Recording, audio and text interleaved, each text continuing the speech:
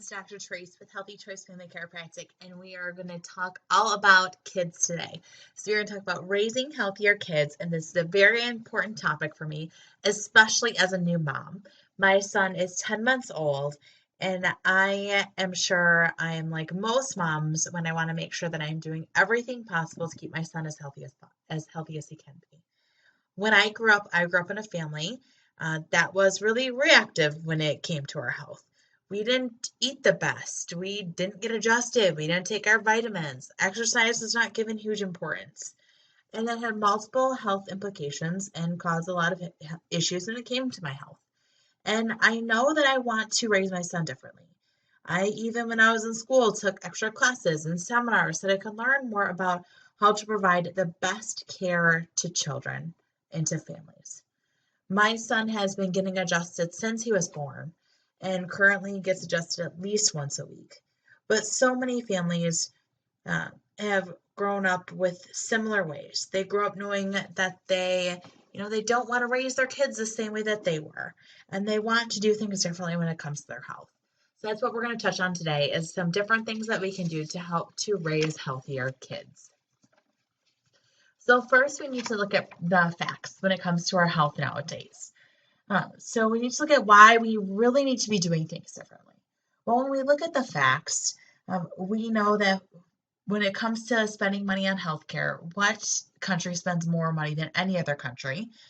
And that would be to the tune of almost $5 trillion a year, literally double the amount spent by the second country on the list, and that would be the US.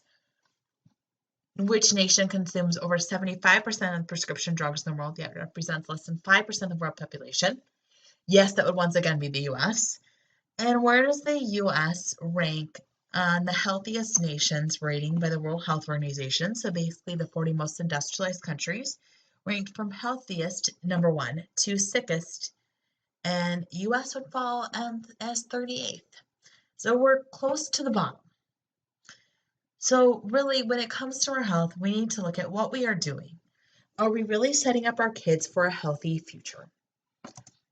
And when we look at the facts, we know that currently 1 in 58 children have autism. 65% of all bankruptcies are due to a healthcare crisis. Americans take 25 million pills an hour. 25% of children in the world are taking medications for chronic disorders. And even more on the list are just more of the reasons or more of the number of kids that are on medications every single day, and even what medications they're on. So even when we look at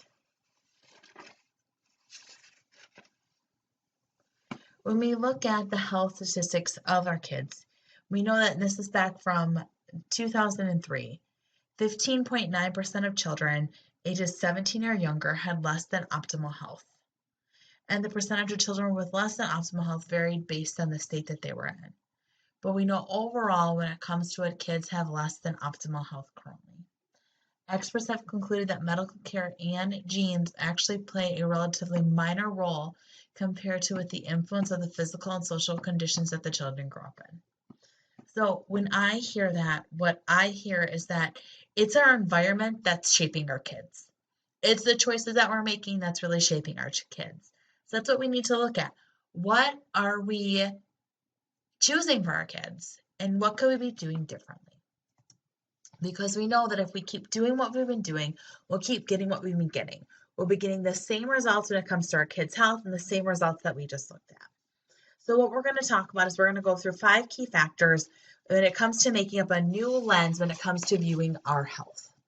First, you are designed to be healthy. Healthy is normal.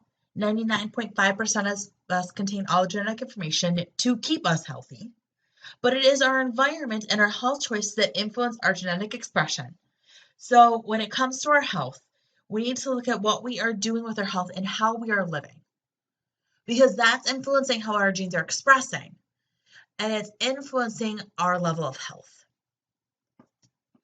Now, is your body intelligent? Well, it is. It's brilliant.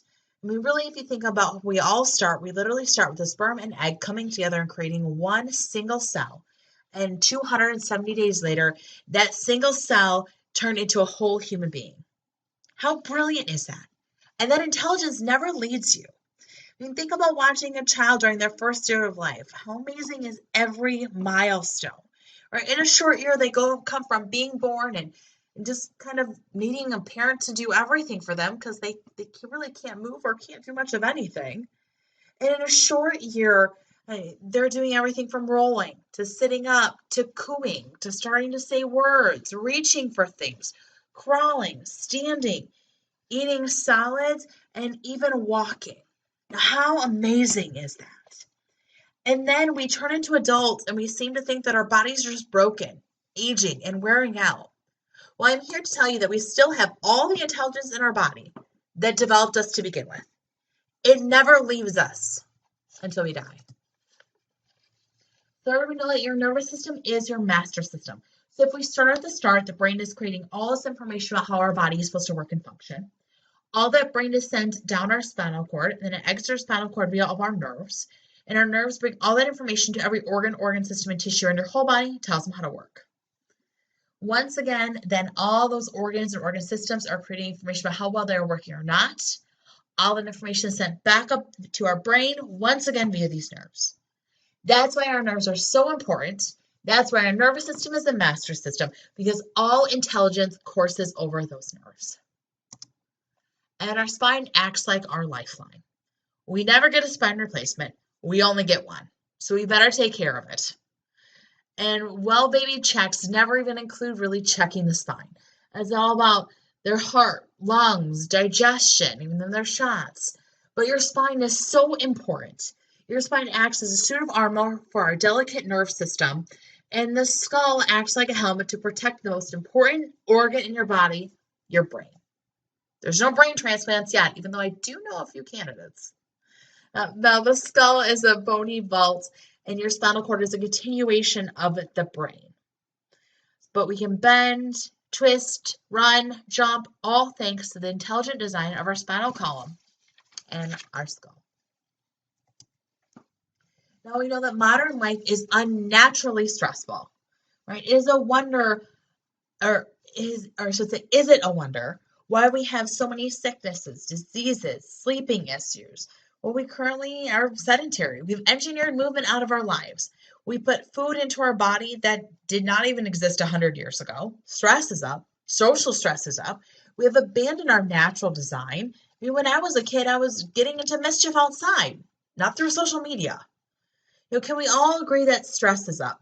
Social stress is up. Tech stress is up. Life stress is up. And is it going to get better anytime soon? We may hope so, but honestly, will it? Now, what system in our body is responsible for processing and dealing with all that stress? Well, it's a nerve system. And our job as chiropractors is to keep your nervous system clear from interference so your body can handle this stress load more readily. So now it's time to dive into kids a little bit more. So first we're going to start about natural development because really it all matters. When it comes to raising healthy kids, everything matters. We tend to forget what we do before we conceive a child even matters. For the sake of time, we can't dive into that now because it can be an entire topic on its own. But if we want our kids to have the best shot at a healthy life, we need to think about mom's nutrition and even dad's nutrition before they ever conceive. Then, of course, ensuring that the mother is taking proper care of herself during pregnancy. She's on good prenatal vitamins, healthy diet, reducing stress, maintaining movement, avoiding unnecessary toxin exposure. But then also birth is arguably one of the most important factors when it comes to developing a proper immune system. Vaginal deliveries allow for the most beneficial exchange of flora, or the good bacteria, between mom and baby. This is crucial for the start of building a strong immune system. If the baby does not receive the vaginal flora, which happens as the baby comes through the birth canal, they take in some of that flora, which then helps to populate the gut with the good bacteria in the baby. Right? Super important. And if this doesn't happen, then we need to look at getting the baby started on a probiotic as soon as possible after birth, so that gut flora can start to be populated with the good bacteria that we need to have a strong immune system. Right now, we talk about good gut flora, and we'll talk about it multiple times today. We talk about it being hugely important because that gut flora makes up in kids 70 to 80% of their immune system. So we need it to be nice and strong. Now, when it comes to breastfeeding or nursing, breast is best when it comes to feeding our kids. There's numerous benefits to both baby and mom, but perhaps the greatest is the immune system and the boost that the baby gets from breastfeeding. So even if the mom doesn't want to nurse or breastfeed or just feels like, she's not able to, even if she can just try to breastfeed for the first couple days or even pump the first couple days, because when the first milk comes in, it actually comes in as like a thicker substance called colostrum, which has a large amount of good bacteria that the baby needs to have that correctly populated gut flora. So even if the mom is able to pump that out or just nurses for a couple days, already that's helping to start that baby's immune system off in the right way. Now, we need to let also kids be kids. We need to stop sanitizing everything and being afraid to let them play and explore outside. And I know this can be a hot topic right now, especially when it comes to COVID, but we need that to happen so that we can properly build their immune system. Okay? Because currently we are constantly sanitizing kids. And when that happens, that never allows that correct exposure to germs that needs to happen for us to properly, or for the kids to properly develop their immune system. This can end up allowing that child to develop allergies or asthma early or later on in life. Your immune system must be challenged naturally in order for it to fully develop. Your kids must be exposed to bacteria and viruses. And even letting them play in the dirt is a great way to expose them to these germs. Right? This is part of the reason why you see in a baby, everything goes in their mouth. Because it's a child's biological way to interact with their environment. And it's a biological way for that gut to start building up that proper immune function. Okay? Now, when we're talking antibiotics, if your child does end up on an antibiotic, research has shown that it takes 4 months to 2 years for the gut to rehabilitate for that.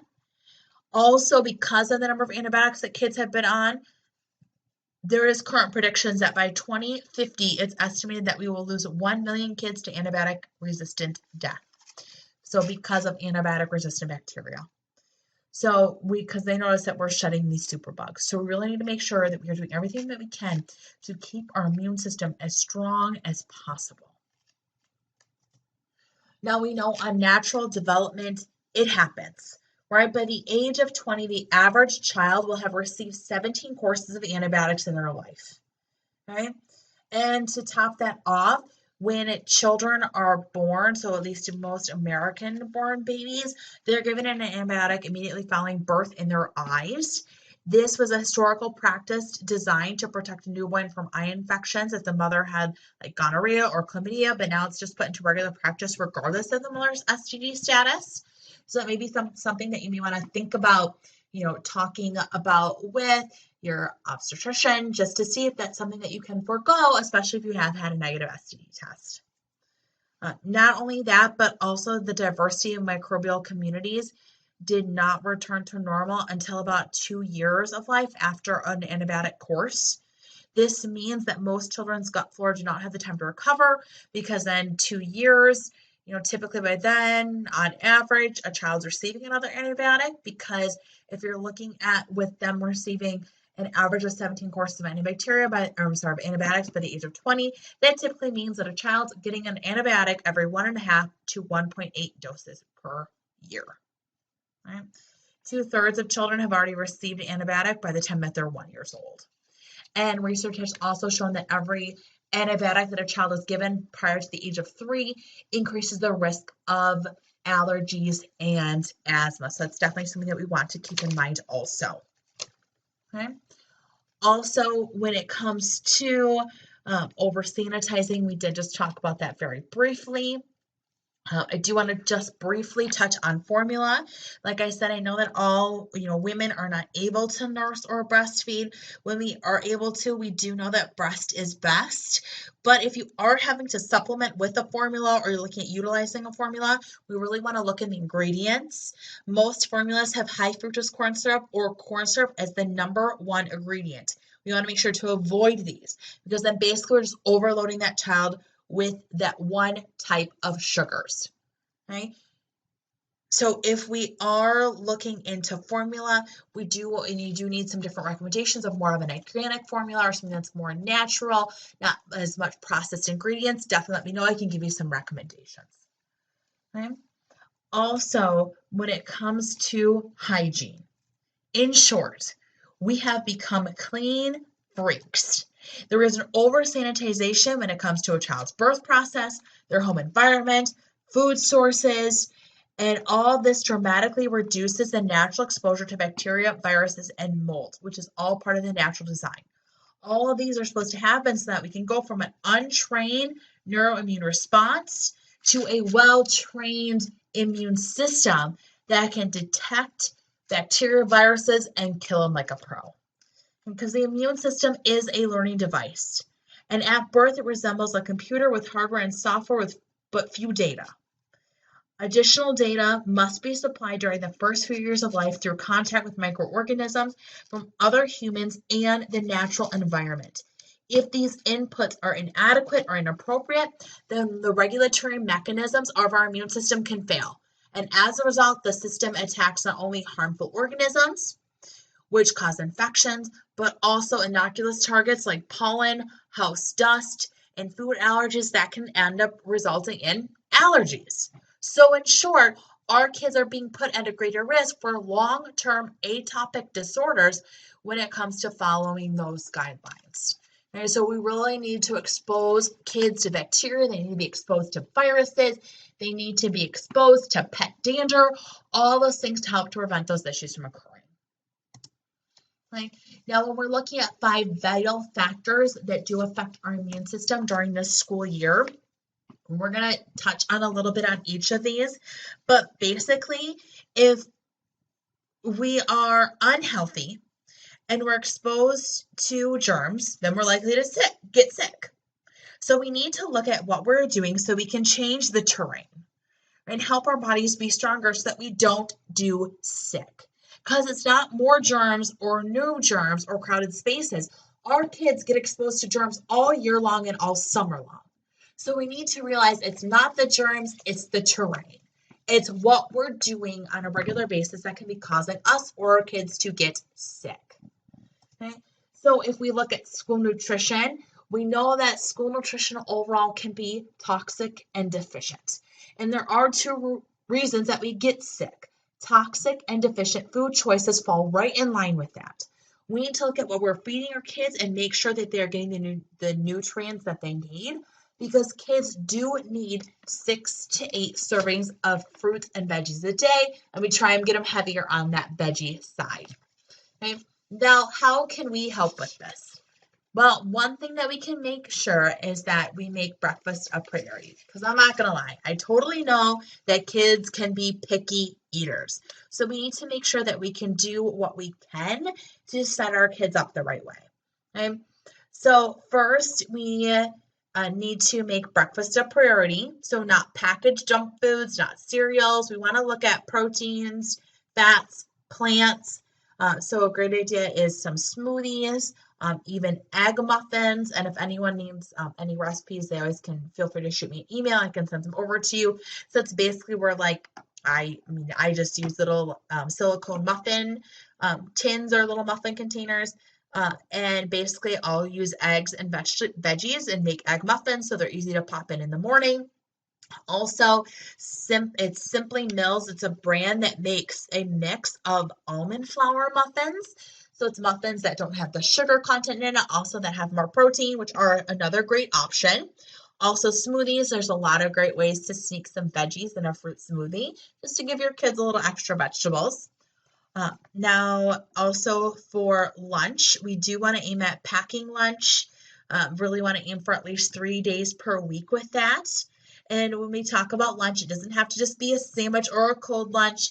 We can look at leftovers from the night before. That's a great option to utilize. Or even making some things like some veggie roll-ups or just as a different option. We want to also try and limit sugars, little to no sugars, also hold off on sodas, just because they are packed with lots of sugar. Now we need to accept the fact that we can't always control what our kids eat, especially when they are not with us. So we want to make it a goal just to get them to eat as healthy as possible and give them those healthy options when they are with us. Also, when we want to look at supplements, we do recommend supplementing with a probiotic. That'll help to supplement some of the good bacteria that should be in our gut. Also, vitamin D. We do recommend that everyone take 1,000 IUs per 25 pounds of body weight per day of vitamin D. Fish oils, that helps to give our brain the healthy fats that it needs to help promote brain health, also helps to reduce inflammation. And a multivitamin. Now, when we're talking about multivitamin, we do recommend looking for whole food supplements. Now, when it comes to like kids, we do carry one here in our office that's like a little chew that they can just have. It's chewable, great for kids overall. Even some adults will take it who do not like swallowing pills, but just a good option. Now, just like with any supplement, we always want to make sure that we're looking at the quality of the supplement that we're using, that it's something that our body can actually break down, be able to take in the nutrients from it. And we carry Metagenics in our office. That's the brand that we really trust to give some good quality vitamins for us as adults and for our kids. Okay. Now we know that, you know what, if you are one of those awesome Pinterest moms and you can make a picture like on the left and make your own little McDonald's cups, you are awesome. You rock. I am not that good. I feel more like the mom on the right side where it's like, I took a shower, I kept my kids alive, I'm doing awesome. Okay, but that's where we just want to make sure that we're living within our right zone. We want to make sure that we're not putting too much stress on ourselves, trying to, make little cutouts of fruits for our children. As long as we're getting them to eat something, that's the important thing. And just try and make it as healthy as possible. Right. So these are just, a few ideas of some things. Now, one thing that we do want to look at when it comes with kids is just look at on a daily basis, trying to just teach them what to look for when it comes to their food. We always want to be looking for, when we look at food in front of us, where's the plants, where's the fats, where's the protein? If there's that in anything that we're eating or in each thing that we're eating, then we're good. But that should be our goal, getting plants, fats, proteins. Okay. Now for some morning strategies.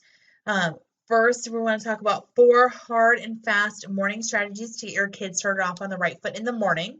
Because we know that typically in the typical American morning is rushed, it's stressed, we skip breakfast or we grab something on the go that then usually is toxic or deficient in nutrients.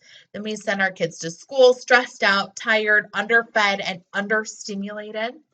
Yet we wonder why they get sick all the time and have problems paying attention in school. So we need to slow things down in the morning just so we can prepare for the day. One of my mentors once said that in order to have a great life, first you need to master your week. In order to master your week, you need to master your day. And in order to first master your day, you need to master your morning. So we know that great days always start with great mornings. So we want to fire up our kids for the days. So first we want to look at something to fuel their body with, looking at a smoothie, or to be honest, I love like the egg muffins. I literally pre-package over the weekend. I pre-package my breakfast for the week, and honestly my son's breakfast too, because he gets dropped off at grandma care every morning where he eats his breakfast and where he eats his lunch. So I literally spend Sunday evening before I go to bed prepping all of those meals for the week, just so that they are all set to go so that our mornings can run more smoothly. So just those are just a way that I do things just to help make my mornings go easier overall and to help to reduce my stress for the week. Also, we do want to make sure that our kids are getting some movement before and after school, because if they're going to be sitting in school all day, we want to make sure there's some movement happening. That's going to help them get their energy out before school. Also, it's going to help to get some energy out after school after they've been sitting all day. Okay. Also, We know that our kids will always remember the first minute that they saw us in the morning and the last minute before we walk out of their sight. So we always want to make that count. We want to make sure, that we're saying something positive to them, that we're setting up them for the best day that they can have. Also, we know that sleep is essential for good health. So we do recommend having some sort of bedtime routine. Just so it helps to wind the body down before sleep, also helps to signify to our brain that it's time for sleep. And kids need sleep for their health, and we as adults and parents need it for our sanity. But anyways, a child from the age of 3 to 5 years old needs 10 to 13 hours of sleep. And yes, that does include naps. Children 6 to 12 need 9 to 12 hours of sleep. Teens 13 to 18 need 8 to 12 hours of sleep. And most video games are not calming. They are usually very aggressive and intense. So we recommend that kids do not play those before bed because then it can make it harder to fall asleep. We actually recommend turning off all screen time at least 30 minutes before bed. Now, we do know sleep is super important for many reasons, but one of them being that studies have shown that a lack of sleep decreases our T cells and increases inflammatory cytokines. So it basically means it decreases our super big fighter cells for our immune system, and it increases inflammation in our body, which then causes us to be more risk for getting sick. Now, we do want to make sure that we are asleep by 10 p.m. because it is from 10 to 2 that is our largest cellular regeneration time with sleep. Also, we recommend a dark room with sleep because research has even shown that night lights can link towards nearsightedness. Also, a room that has light in it can prevent good restful sleep. And we do want to make sure that we are getting that best quality of sleep. Right? Sleep is also important because when we are awake, that our bodies are in a breakdown or catabolic stage. But when we are asleep, our bodies build and repair. So we need our sleep for our body to be able to heal. Now, stress. When it comes to stress, even for kids, it is a huge deal. Kids are under more stress now than ever. Over 2 million kids are on a drug for depression. 1.5 million kids are on drugs for anxiety. And this was a stat that was pre-COVID. And since COVID, anxiety and depression medication prescriptions have gone up 45 to 50%. So there's a lot more kids on that now. So we need to support our kids in many ways possible to help them learn how to cope with stress, like with nutrition, exercise, chiropractic care, prayer, affirmations, breathing, supplementation, meditation. Those are all can be great ways to help our children learn how to deal with stress. Right? Now, we know diet is huge. Also, getting them involved in some activity, a school activity or a sport to keep them active can be huge. These are all ways to help develop those positive stress habits and help a child be able to relieve and reduce their stress. Right? Now, we know that kids are supposed to move. They're even supposed to move before they start learning. There's a huge relationship between movement and learning because when you move, you stimulate all the nerve cells that we use to think with. And when you stimulate those nerve cells, it really gets them ready to do stuff. It gets them ready to learn. So we need that movement. We need to exercise our brain so that we can be alert with that system and we can learn easier. So my first recommendation is that we get kids moving. Also, it has even shown that osteoporosis can be caused by kids not developing peak bone mass in childhood, and they need to move for that. Also, when it comes to exercise, we know that there's not enough of it, and when there's not enough of it, it affects our child's day overall. It affects how they sleep, their energy levels, their mood, and of course, their weight and physical health. Now, more teachers are incorporating some form of movement into the school day, especially as the research is pretty clear. Physical activity in school leads to better cognitive performance and fewer behavioral issues. Not to mention cutting down on stress and anxiety. Now, when it comes to posture, we know that posture is the window to the spine.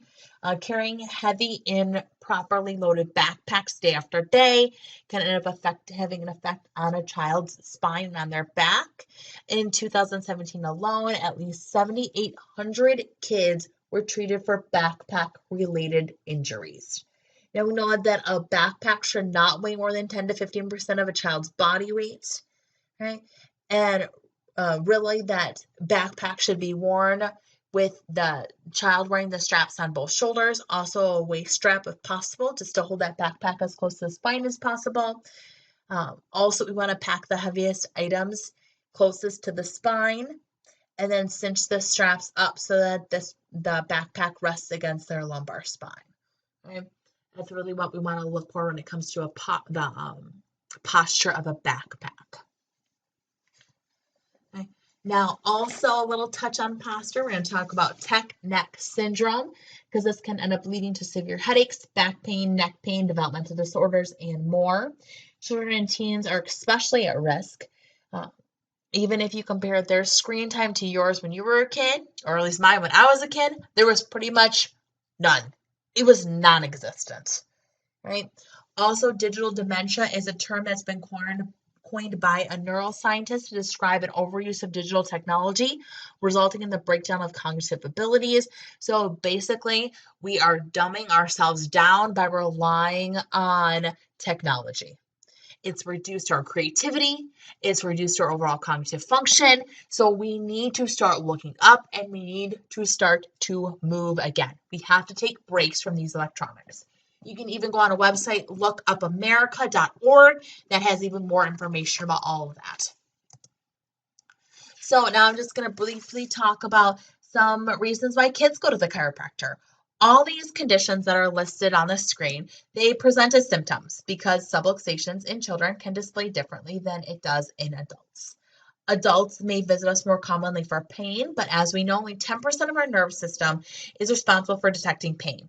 So the moral of the story is that we should correct subluxations before they cause pain, so before it becomes a crisis. Because if children are experiencing body signals like these listed, their nervous system is already being affected. Because we don't just grow out of alignment, but they change, and it just causes different symptomatology when we're older. So the Chiro Big Five, so really what we are looking for as chiropractors, what we work to do, and what we know is that the body is self-healing and self-regulating. The nervous system is a master control system for your body. When there is interference in that nerve system, the body can no longer heal and regulate properly. Misalignments of the spine are correlated to interferences with the nervous system, and as chiropractors, it's our job to remove the interference by adjusting the spine and removing the subluxation. So subluxations really start with a misalignment of the joint caused by some stress. So a misalignment in the joints in the spine that ends up pulling abnormally on your ligaments, your muscles, and tendons. That creates inflammation or swelling. That puts pressure on the nerve. When those nerves are irritated, they're not functioning as well. We have an interference in communication between our brain and our body. That then affects how our body can work. When we interfere with that proper function, then we're also interfering with our body's ability to heal. Right? It's that interference with the nerves that is what those subluxations are. And as chiropractors, that is what we work to do, is detect those subluxations and work to correct them through adjustments. Okay? Now, what causes subluxation? Well, life does. All right? And that can come from birth to bumps and falls to the child learning how to sit up and crawl and walk. And I knew this before I had a child, okay? But seeing how often my son plops on his bottom hard makes me realize even more how these micro traumas can end up building up. Or I don't know if anyone else has ever watched their child even sleep in their car seat. Their head's flopping to the side. It's getting bumped around on every bump in the car. I look at that in horror, thinking, what is happening to my son's neck?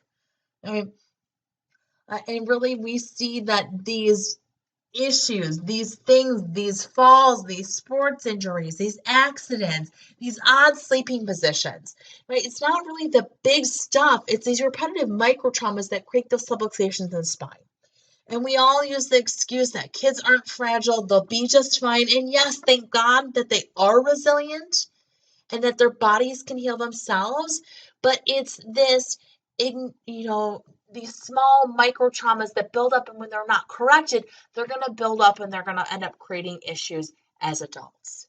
But the positive thing is we can work on correcting them before they start to cause our bodies to break down.